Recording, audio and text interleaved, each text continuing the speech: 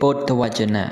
គឺជាការផ្សព្វផ្សាយនៅសំឡេងធម្មទានដែលជាពាក្យព្រានប្រដៅរបស់ព្រះសម្មាសម្ពុទ្ធអដ្ឋកថាព្រះសតន្តបិដកខុទ្ទកនិកាយគាថាធម្មបទឈ្មោះធម្មបទអដ្ឋកថាទុតិយភាគភាគទី52ព្រះបរមសាស្តាការស្ដេចចូលទៅអាស្រ័យក្នុងក្រុងរាជក្រឹសទ្រង់ប្រថាប់នៅក្នុងព្រៃល្វ័នប្រារព្ធនៅការបរិនិព្វានរបស់គោធិកត្ថេត្រាស់នៅធម្មទេសនានេះថាតេសង្ឃសម្បនសីលានង្អបមាទវិហារណង្សមន្តញ្ញាវិមុត្តានង្មេរោមកៈនវន្តតិមេរាតិរាជទុខំស្វែងរកក៏មិនជួបនៅផ្លូវរបស់លោកអ្នកមានសិលបរិបូរណ៍អ្នកនៅដោយសេចក្តីមិនប្រមាទចូលរួចស្រឡះ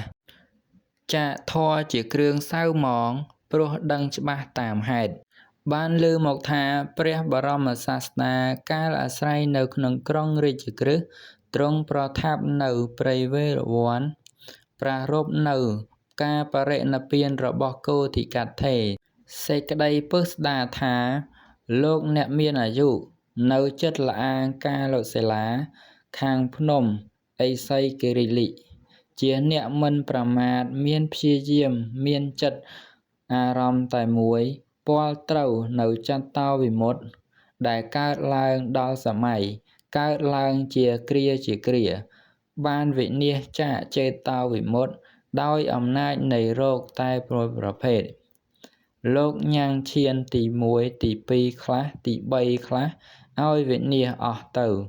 6 ដងក៏វិនិច្ឆ័យចាកឈាននោះទៅទៀតក្នុងវេរា7 ដងក៏ញ៉ាំងឈានឲ្យកើតឡើងហើយបានគិតថាយើងវិនិច្ឆ័យចាកឈានអស់6 ដងហើយក៏វិនិច្ឆ័យរបស់អ្នកមានឈានមិនទៀងទាត់ទេបើដូច្នេះយើងនឹងនាំសាស្ត្រាមកលុះគិតដូច្នេះហើយក៏កាន់កាំបិតសម្រាប់កោសក់ដេកលើគ្រែតូចបំណងនឹងកាត់កមាដឹងចិត្តរបស់ព្រះថេរៈហើយគិតថាភិក្ខុនេះប្រាថ្នានឹងនាំសាស្ត្រាមកក៏ភិក្ខុទាំងឡាយកាលនាំសាស្ត្រាមករមែងជាអ្នកអស់នៅសេចក្តីអាឡោះអាល័យក្នុងជីវិតភិក្ខុទាំងនោះផ្ដាំតាំងអំពីវិបស្សនាហើយរមែងបានសម្រេចអរហន្តបើដូច្នេះយើងនឹងហាមឃាត់ភិក្ខុនោះលោកនឹងមិនធ្វើតាមពាក្យរបស់យើងនឹងទូលព្រះសាស្តាហាមដូច្នេះទើបចូលទៅគាល់ព្រះសាស្តាដោយភេទដែលអ្នកដទៃមិនស្គាល់ក្រាបទូលយ៉ាងនេះថាបបិទ្ធព្រះមហាវីរៈអ្នកមានបុណ្យច្រើនរុងរឿងដោយឫទ្ធិនិងយសកន្លងមកនៅពៀនិងភ័យទាំងពួងទ្រង់មានចក្ខុខ្ញុំព្រះអង្គសូមក្រាបថ្វាយបង្គំព្រះបាទទាបបិទ្ធព្រះមហាវីរៈសាវករបស់ព្រះអង្គត្រូវសេចក្តីភ័យគ្របសង្កត់ប្រាថ្នាគិតដល់សេចក្តីស្លាប់បបិទ្ធព្រះអង្គ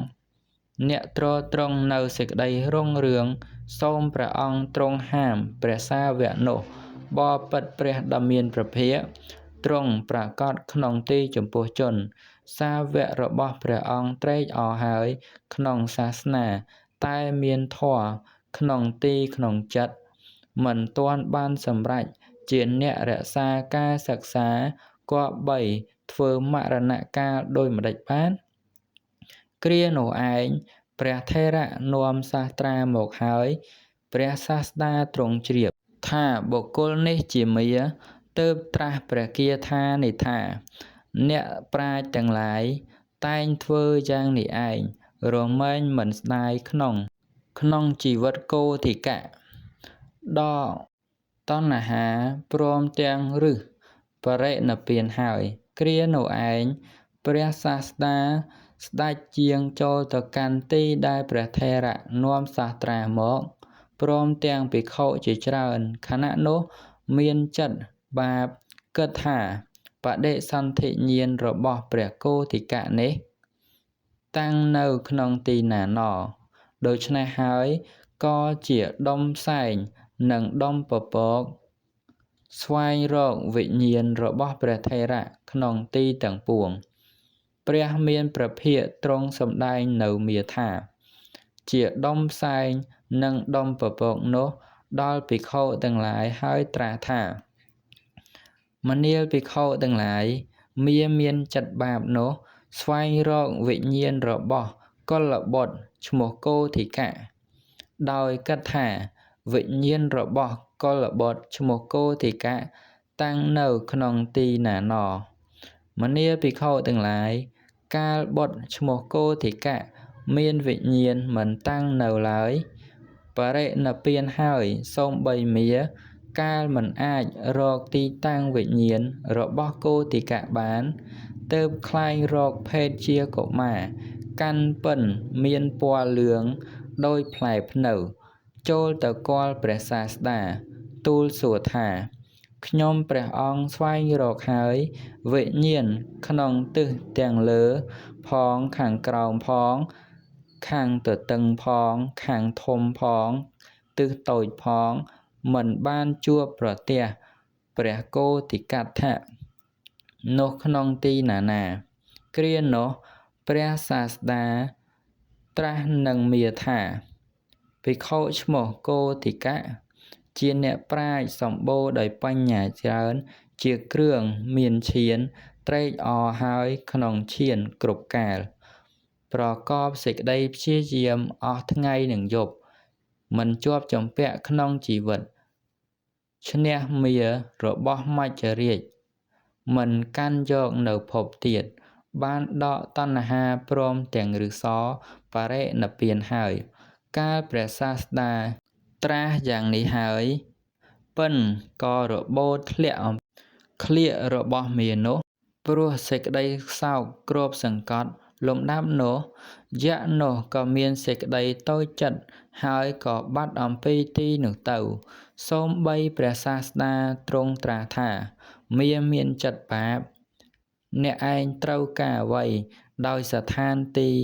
ដែលកុលបុត្រឈ្មោះគោធិកៈកើតហើយព្រោះបុគ្គលដូចជាអ្នកទាំងរយទាំងពាន់ក៏មិនអាចឃើញទីដែលគោធិកៈនោះបានដែរដូច្នេះហើយបានត្រាស់នៅព្រះគាថានេះថាទេសង្ឃសម្បណੰសីលានੰអបមាទវិហារានੰសមន្តញ្ញាវិមុត្តានੰមេរោមគ្គនវន្តតិមេរាធិរាជទុកជាខំស្វែងរកក៏មិនជួបផ្លូវរបស់លោកអ្នកមានសិលបរិបូរណ៍អ្នកនៅដោយសេចក្តីមិនប្រមាទរួចស្រឡះចាកធម៌ជាគ្រឿងសៅហ្មងព្រោះដឹងច្បាស់ថាតាមហេតុអធិបាយគាថាបណ្ដាបទនោះបទថាទេសង្ឃទាំងនោះគឺនៃអ្នកដែលបរិនិព្វានដោយជាកុលបុត្រឈ្មោះគោធិកៈមានវិញ្ញាណមិនតាំងនៅបានបរិនិព្វានហើយដូច្នេះបទថាសម្បណ្ណសីលានੰប្រែថារបស់បុគ្គលអ្នកមានសិលព្រមហើយ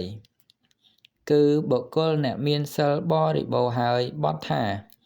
អបមាទវិហារិណੰមានប្រក្តីនៅដោយសេចក្តីមិនប្រមាទគឺអ្នកនៅដោយសេចក្តីមិនប្រមាទពោលគឺការអស់ទៅការប្រះទៅនៃសតិបទថាសម្បតញ្ញាវិមុត្តានੰប្រែថារួចផុតវិសេសហើយព្រោះដឹងដល់ប្រពៃសេចក្តីថាអ្នករួចផុតវិសេសហើយដោយវិមុតតិ5យ៉ាងគឺតទាំងកវិមុតតិសម្ភនវិមុតតិសមុត្តច្ឆេនតវិមុតតិបដិបស្សន្ធិវិមុតតិនិសរណវិមុតតិព្រោះដឹងដោយហេតុគឺដោយន័យដោយការបទថាមារោមគ្គនវន្តតិប្រែថាមារមែងមិនជួបនៅផ្លូវសេចក្តីថាមាសំបីស្វែងរកដោយពេញកម្លាំងក៏រមែងមិនជួប ព្រោះរមែងមិនដឹងចំពោះបាបរមែងមិនឃើញផ្លូវរបស់ព្រះខ័យណាស្របទាំងឡាយបែបនេះដែលធ្វើដំណើរទៅហើយកាលចប់ធម្មទេសនាជនជាច្រើនបានសម្រេចអរិយផលទាំងឡាយមានសោតាបត្តផលជាដើមព្រះធម្មទេសនារមែងមានប្រយោជន៍ដល់មហាជនដូច្នេះឯងចប់រឿងការបរិនិព្វានរបស់ព្រះគោធិកត្ថេ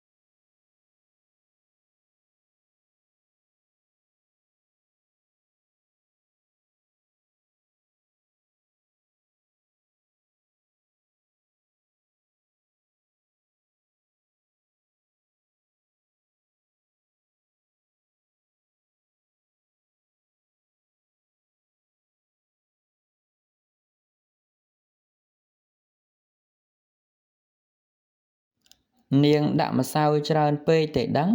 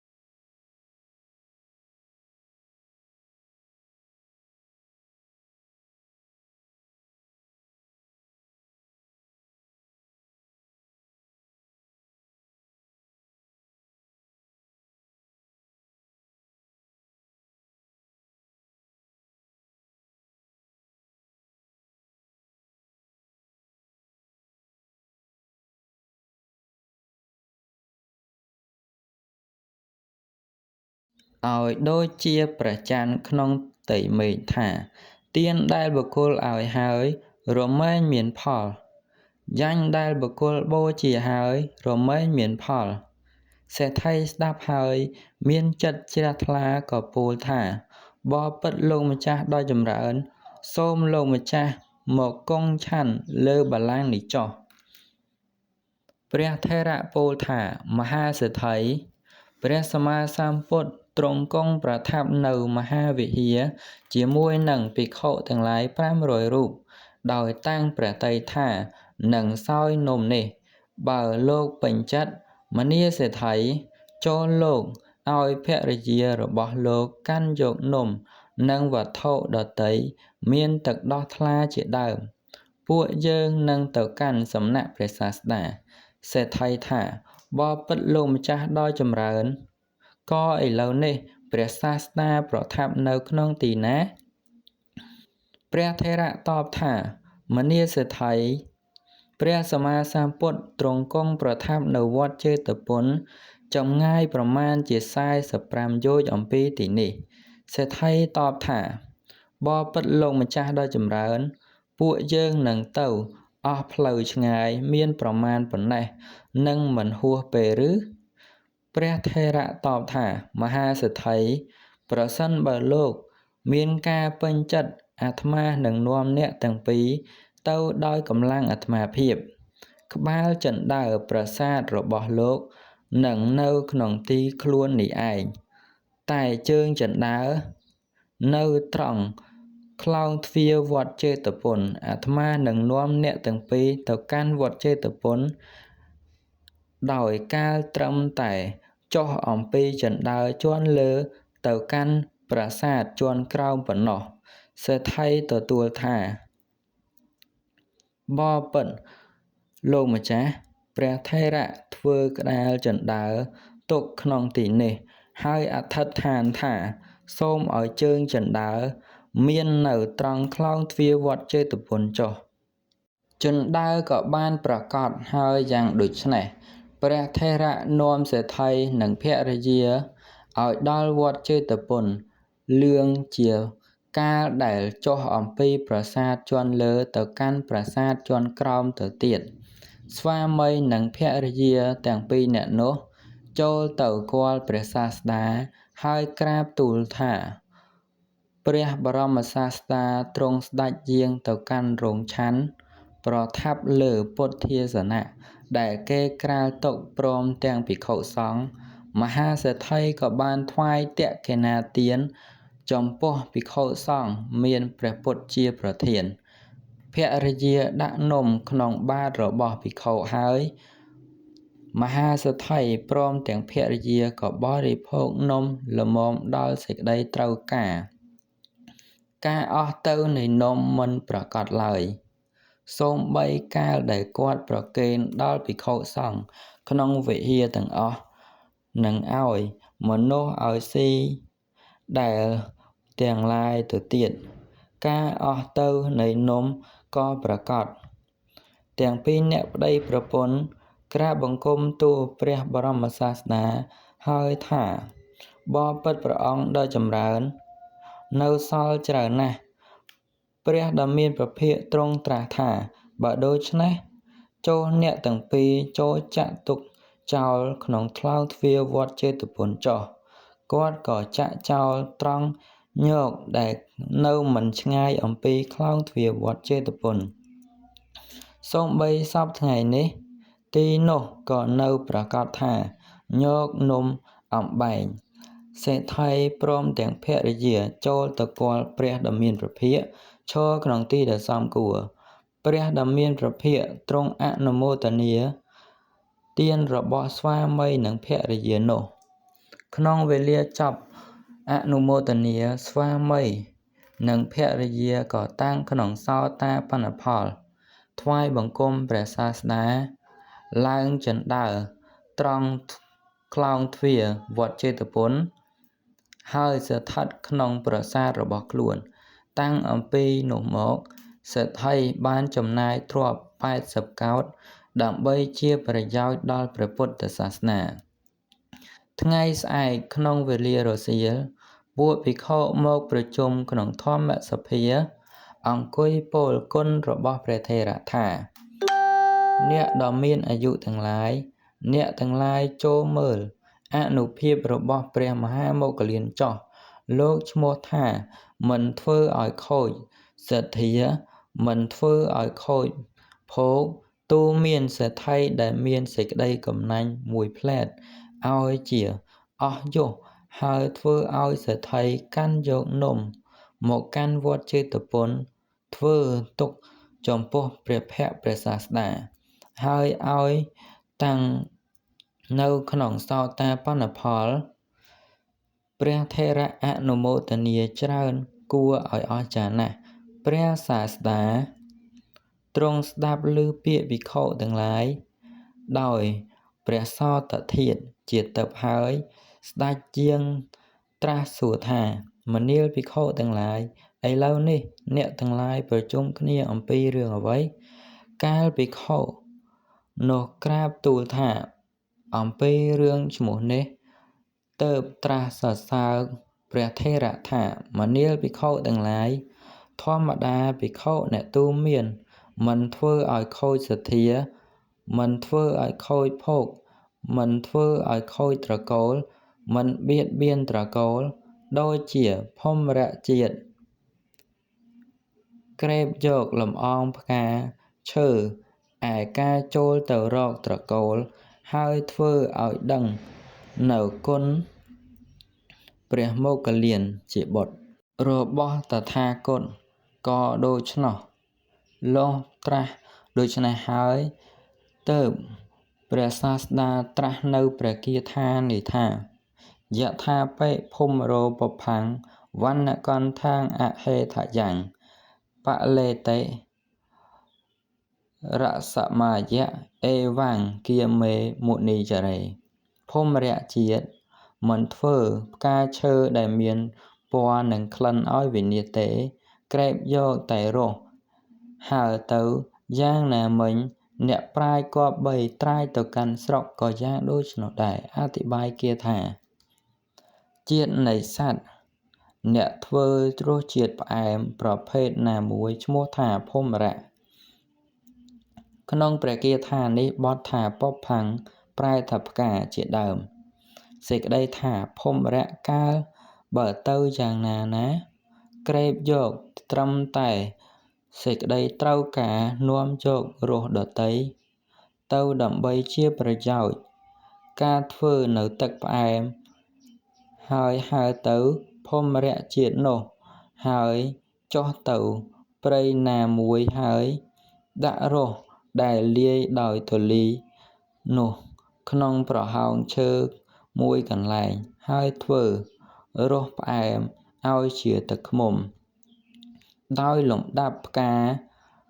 ឬពណ៌និងក្លិនផ្កាឈើ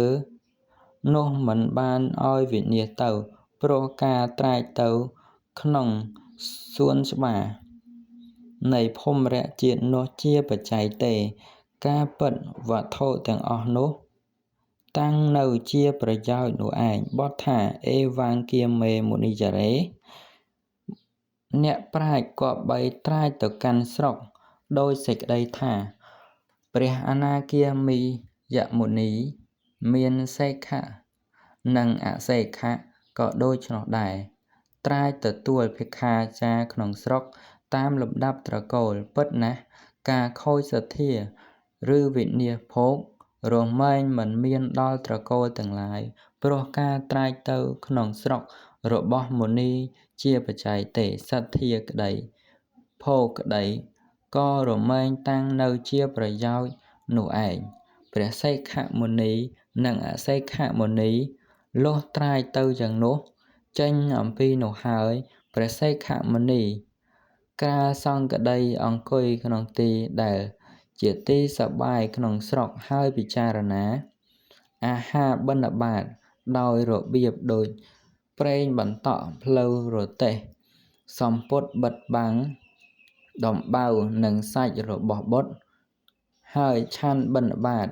កិច្ចចូលទៅកាន់ព្រៃសន្ធនៈបែបនេះពិចារណាកម្មដ្ឋានធ្វើមគ្គ4ផល4ឲ្យក្នុងកណ្ដាប់ដៃរបស់ខ្លួនចំណែកព្រះអសិក្ខមុនីក៏នៅយ៉ាងសប្បាយក្នុងទិដ្ឋធម៌រឿយបណ្ឌិតគប្បីជ្រាបនៅការរស់របស់មុនីនោះដូចជាភូមរៈជាតិធ្វើនៅទឹក ផ្អែមដូច្នោះតែក្នុងទីនេះទ្រង់សំដៅយកខៃណាស្របក្នុងការចប់ធម្មទេសនាជនជាច្រើនបានសម្រេចនៅអរិយផលទាំងឡាយមានសោតាបត្តផលជាដើមព្រះបរមសាស្តាលុះទ្រង់ព្រះធម្មទេសនានេះហើយដើម្បីនឹងប្រកាសគុណរបស់ព្រះថេរៈឲ្យក្រៃលែងទើបត្រាស់ថាមនាភិក្ខុទាំងឡាយព្រះមោគលានមិនមែនទូមានសិទ្ធិមានសេចក្តីកំណាញ់តែក្នុងកាលឥឡូវនេះប៉ុណ្ណោះទេសូម្បីកាលមុនព្រះមោគលានក៏ធ្លាប់ទូមានសិទ្ធិឲ្យដឹងអំពីទំនាក់ទំនងគ្នានៃកម្មនិងផលរបស់កម្មដែរដូច្នោះកាលនឹងប្រកាសសេចក្តីនេះទ្រង់នាំអតីតនិទានមកថាក្នុងអតីតសាតកៈត្រាស់អត្តលីរស់ជាដកនេះថាជនទាំងពីរនាក់ខ្យក់ជនទាំងពីរនាក់ខ្ងែងជនទាំងពីរនាក់មានភ្នែកស្រលៀងជនទាំងពីរពកសីស័កយើងមិនស្គាល់សេដ្ឋីឈ្មោះអេស្លីសាថាជនណាដូច្នោះឯងចប់កោសយៈសេដ្ឋី